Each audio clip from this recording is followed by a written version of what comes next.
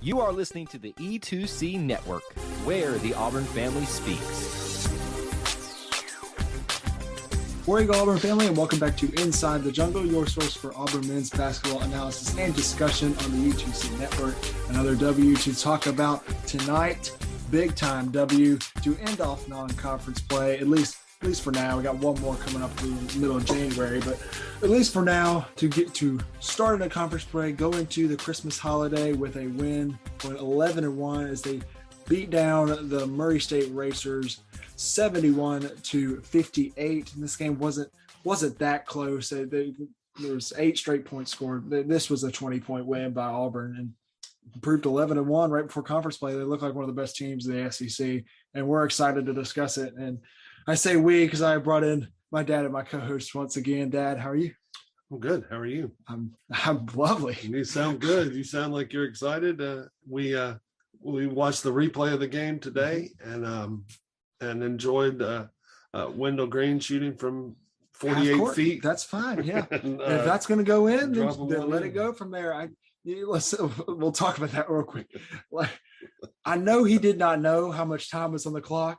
But at some point, when I watched that, when I saw that on Twitter and I saw that on Instagram and I saw that when we were watching the replay of it, because I didn't watch the game live again today, I was just like, did he mean to do that? That could have been like on purpose. Yeah, he thought it was backcourt. Mm-hmm. The guy had tipped it. He didn't realize it until as he was kind of walking back to the ball, and I don't know if he heard somebody in the crowd shout that it wasn't backcourt, or if he heard Coach Pearls out or one of his teammates, but he picked up the ball and turned around, took a couple dribbles, and he said he looked up at the shot clock and it was at 1. He had to shoot it. And I was watching it live, and I was just hoping that it would hit the rim so it wouldn't be a shot clock violation. Yeah. We'd have a chance to rebound. Yeah. Dylan Cardwell was in great position to rebound, and it didn't hit anything but the bottom of the net, and it was he said he was surprised by it. Walker Kessler called him out after the game and said he may have been the only guy surprised by it. We weren't surprised by it. Yeah, been doing that in practice. Does that all the time. Yeah, he's done that in games, and he's proven that range is just is different. And I will continue to make that comparison that he is Jared Harper reincarnated. Yep, I can't argue with it. He's that was something. But we can talk about the game. I just thought it was fun that we got to watch it again today and watch the 48-footer. Yeah, and the announcers were like, usually that's a thing at the end of a half or at the end of the game. There's 13 minutes left to go in the game, and he's firing up from 48 feet. Yeah. Well, let's talk about the big storyline from this game. Mr. Alan Flanigan getting back into action. The Auburn Tigers are finally up to full strength, actually for the first time since March of 2020, right before COVID hit. Wow. That Bruce Pearl has had his entire team available to play. And no, Alan's not at full strength yet. We're not – I think he's 100%. I just don't think he's going to be – you got to get a guy like that back in a groove, and you got to ease him into the minutes that he's getting and he deserves, and he will end up deserving. Got him 12 minutes. Got him 12 minutes today. He had 3 points. He had 4 boards. Able to see some action a little bit right before you get thrown into probably the hardest game of the year next week. It's definitely the hardest game so far this year. To see him come in and see the crowd appreciate him, give him a standing ovation. Everybody was excited to see him check in. And Bruce said he'd play him a couple shifts in the first half and a couple in the second half. I didn't think he'd get more than about 8 or 9 minutes. He ended up with 12. Had like you said, had 3 points, went 1 of 2 from the free throw line, and had 4 rebounds. That's big time. Mm-hmm. And even the guys calling the game, which I'll get on the soapbox about that for a second. Why are they calling the game from their home? Sonny Smith is calling the game at the building. Yeah. If Sonny can do it, you guys can do it. Come on, SEC Network. Step up. It's only the SEC Network, too. Go to the game and call the game. CBS has always been there. It just drives me crazy. Our 80-year-old color guy is whoop whoop on the sideline the whole game. Oh, what a pass! What a pass! I love Sonny to death and would be saddened if he called it from his house. Yeah. But get back to Flanigan. The crowd was excited to see him come in, and the guys that were announcing the game did mention he may not have an impact on the scoring end yet because he's still getting his shot down, yeah. But he impacted the defensive end, no question. And we needed somebody to stop number 10. Yeah, let's talk about the defense for just a second. Murray State is one of the best offensive teams in the country right now, and your Auburn held them to a season low 58 points and a season low 33.9% field goal percentage. That shows the defense, that shows the leadership on this team, especially when Allen comes back. You got guys like KD and Zepp, and we'll talk about Walker here in just a second. That dude's turning into a stud. But yeah, that Brown kid, number 10, their little point guard from Murray State. That looked a little familiar. Murray State point guard coming in here and playing really well. Yeah, we were a guy for the Grizzlies that did that a few years ago. We were at that game. If you remember the when John Morant came in. Pleasure to see John Morant play. I remember sitting there, and before the game, we were talking about him, and some lady in front of us was like, "Who's this guy y'all are talking about?" And we're like, "He may be the number one pick type of guy." Yeah. For the Murray State team, and he put on a show that day, and this kid is from South Alabama. I don't know how he got out of the state to get to Murray State, but yeah, he was fun to watch. That kid can play, but he was all they had, and Devin Cambridge kind of got in his head there one time, and he pushed Devin to the floor. And shoved him to the ground. You can't do that in a basketball game right in front of an official. That's right. All right. Let's talk offensively for Auburn for just a second. Let's talk about. I want to know if we have a developing big three here with Jabari. Of course, that dude's going to be the first overall pick. He showed why, and just pure flashes and everything that he did in this game. Walker, who's turning into the guy that North Carolina thought they got last year, and that we thought we got at the beginning of the year, and we kind of had to ease in. But now past 5 games, he's been that guy. Yeah. And Jared Harper Jr. Wendell Greene, where is this coming? Since he has gone to the bench, he's been probably our best player. I think we've had him in the top 2 of our MVP for the game every time since he's gone to the bench, because it was a great move. I love having Jasper start because he's the senior. He's got the capabilities. He had a bad game this game. He struggled for him offensively. He's still great defensively. Yeah, he's still the Honey Badger. But getting that senior to start and get the game going and let Wendell see, okay, that's what it looks like. That's the flow of the game. I'm ready. And when he comes on the floor, he's can't miss TV. Yeah. The no-look pass to Jalen and then the no-look pass to Cardwell, really, really good passes. So he can do the passing. He obviously can shoot. He had a nice dribble drive late in the game, a left side of the lane, actually shot it left-handed. So that was quite a game, quite an offensive showing. And you're right, it's a big 3. It is. And you're not even including our second best player in that big 3. I agree. And he's just getting back in there.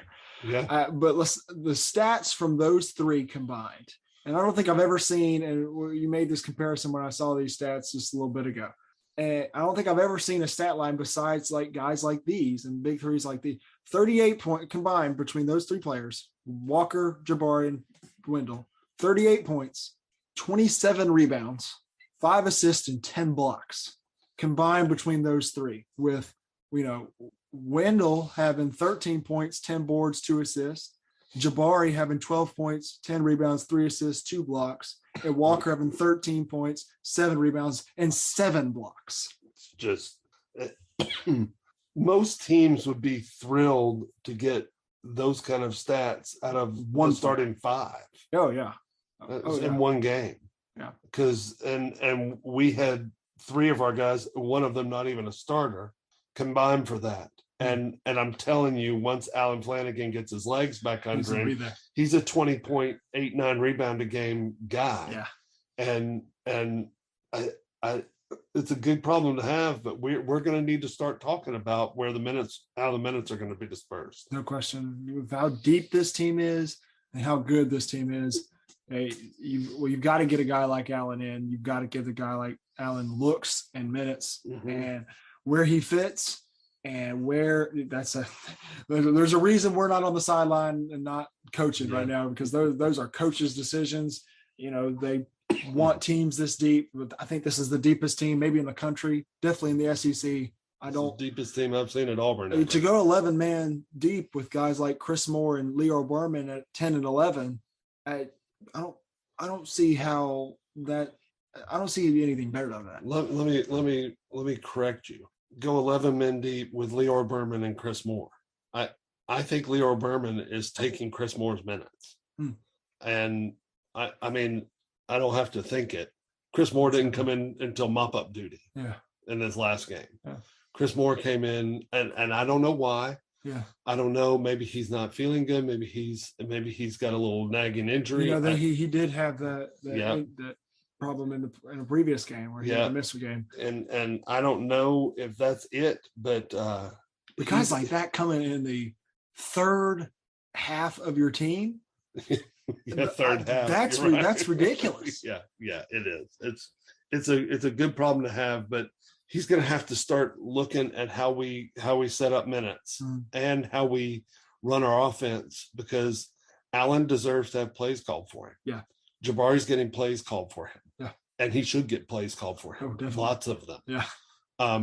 Wendell's going to get plays called for him. They're going to call plays for Walker. They call plays for Cambridge to get open look threes.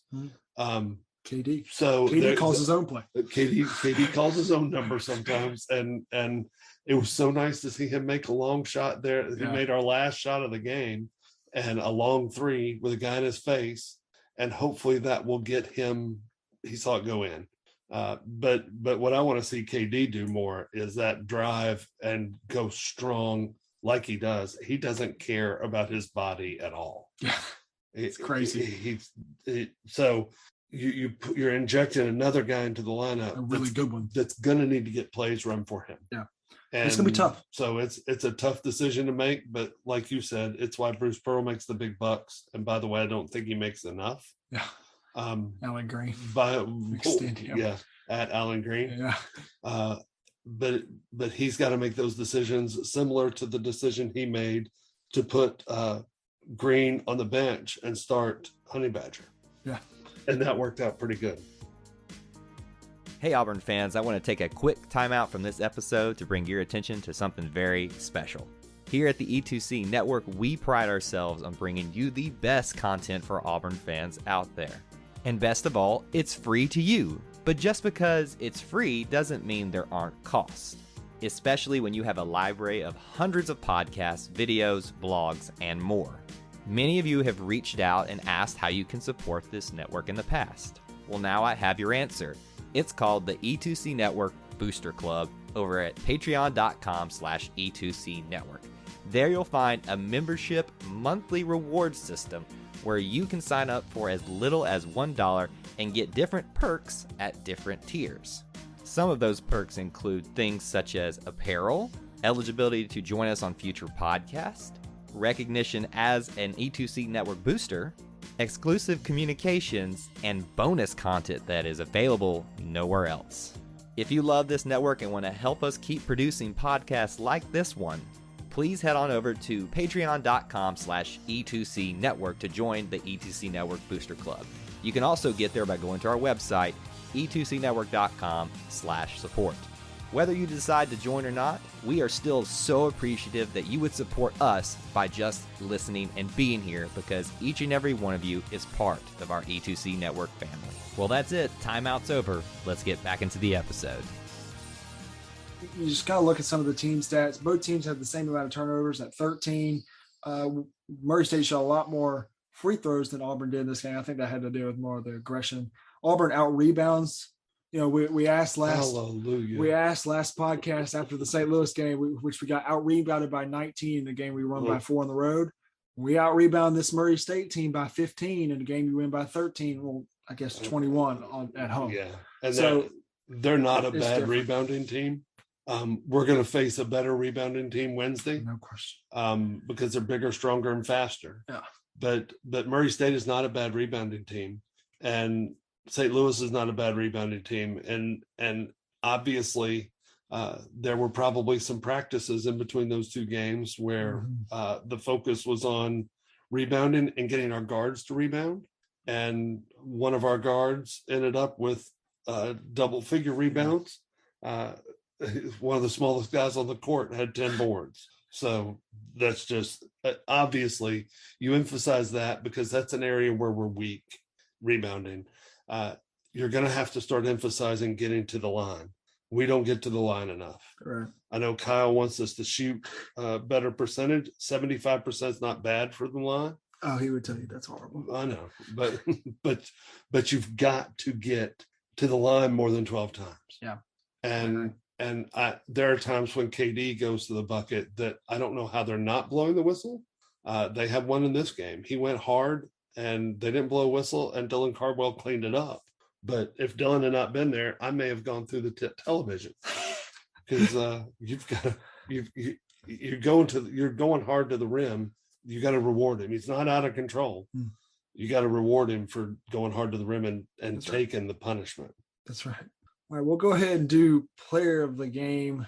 I didn't forget this podcast. That was a first. But I didn't forget because I like mine, and I think you could go with 3 right here. I think you could go with any of those 3. But I'll go first. Mine has got to be Walker Kessler. I think he's finally flipped that switch or turned that table where the guy that we needed. He's become 13 points, 7 boards, and 7 blocks. He was such a difference maker in this game. There were multiple times where he'd get a block and beat the man and get him his score. That one from Jabari, that nice pass. Blocked a shot on one end and got the feed. He makes such a big impact on both sides of the court. He's got to be it. He's my guy. I told you I was talking to a friend of mine who went to the Alabama fan, went to the Alabama Davidson game, which Davidson won. And he was talking about how badly Davidson pounded them on the inside.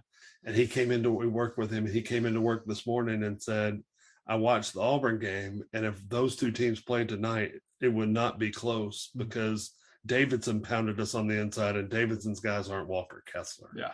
And Jabari. So you're right. Williams. Walker he changes the game. Yeah. I read a tweet right before we came in here that said that he has more block shots than 231 Division I teams. Oh. So there are 231 teams in the country who don't have as many block shots as he does. As Walker Kessler. And for some reason, guys keep turning around and shooting. Well, okay, let's talk about that for just a quick side rant. What on the scouting report for when you go against Auburn tells these college kids to turn around and shoot for him or drive right at him? Yeah. They know he's like number 6 in the country, number 5 in the country now, and number 1 in the SEC in blocks per game. What are you doing? And that may be even higher than that now. Yeah. He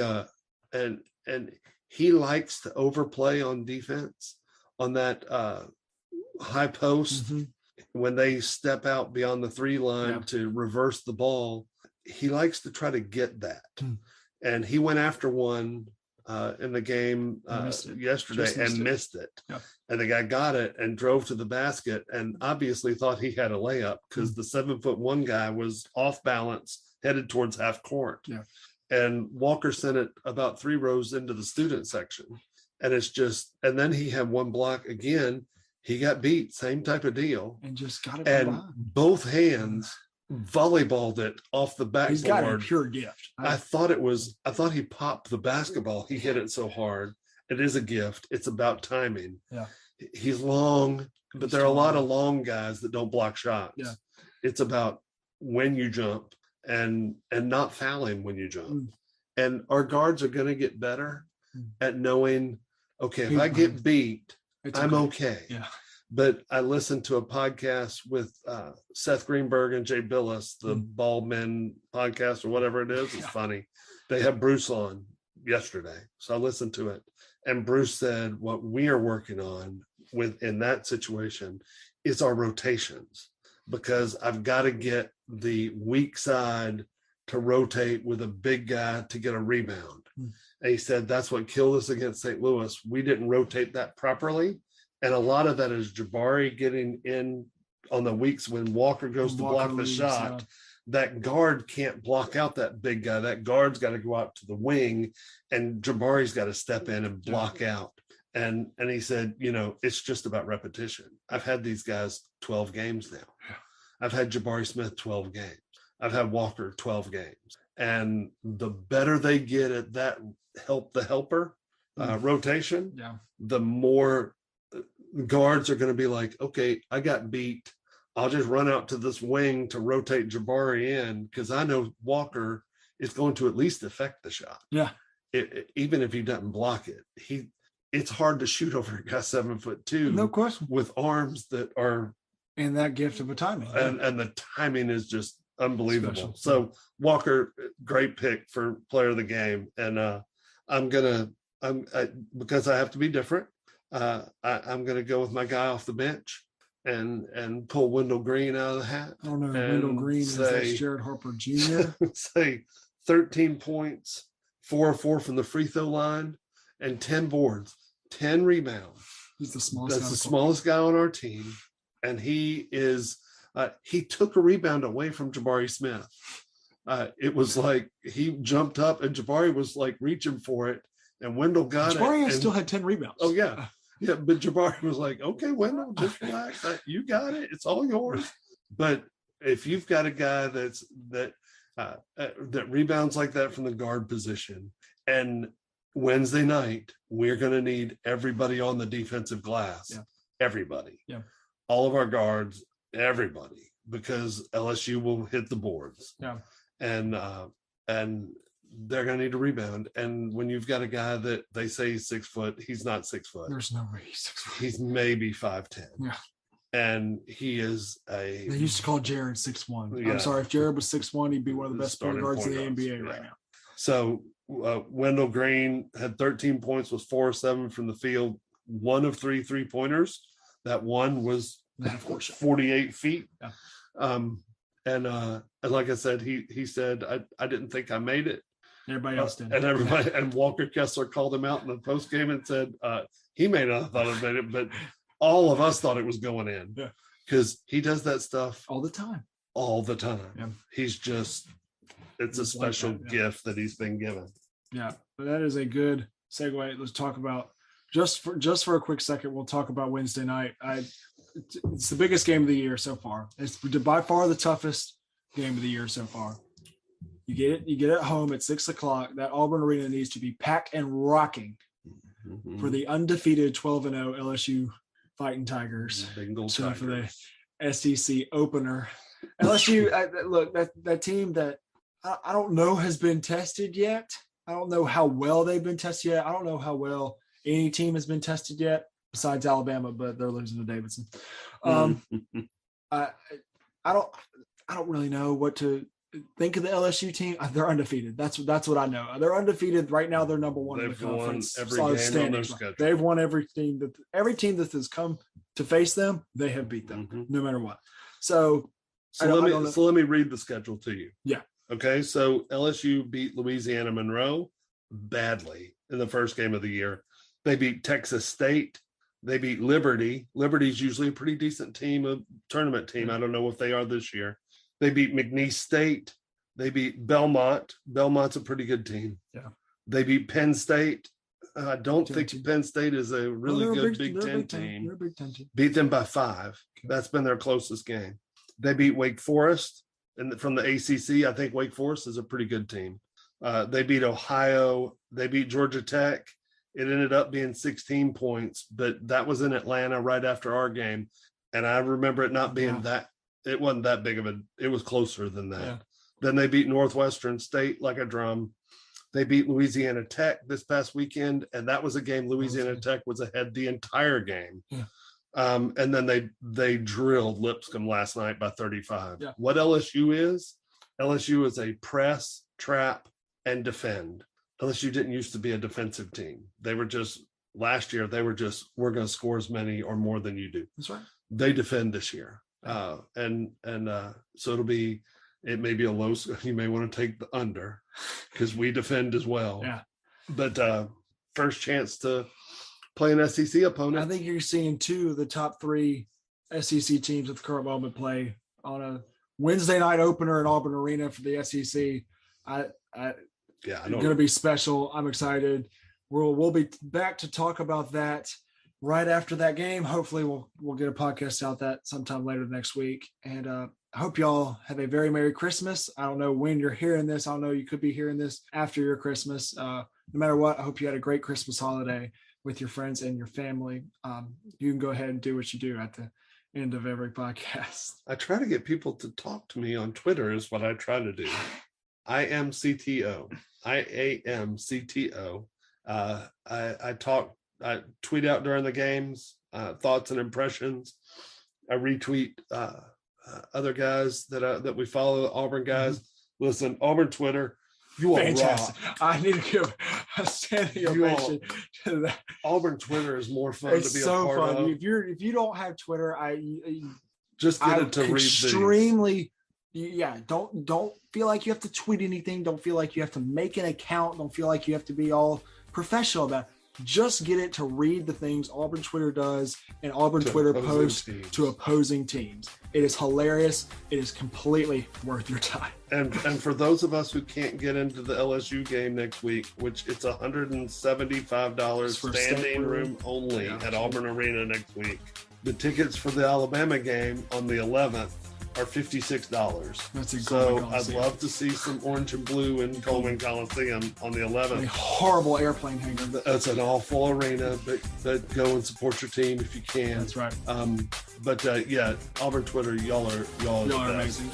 You can find me on Auburn Twitter at Gray Oldenburg or on Instagram at Gray021. And until next week, War Eagle. War Eagle. Thank you for tuning in to today's episode on the E2C Network. On your way out, I want to remind you to stop by e2cnetwork.com. It's your one-stop shop for all our content across our podcast, YouTube channel, and much more. To stay up to date with us, make sure you're following social media accounts such as Facebook, Twitter, and Instagram. While our content here may always be Auburn sports heavy, if it's orange and blue, it's what we do. War Eagle.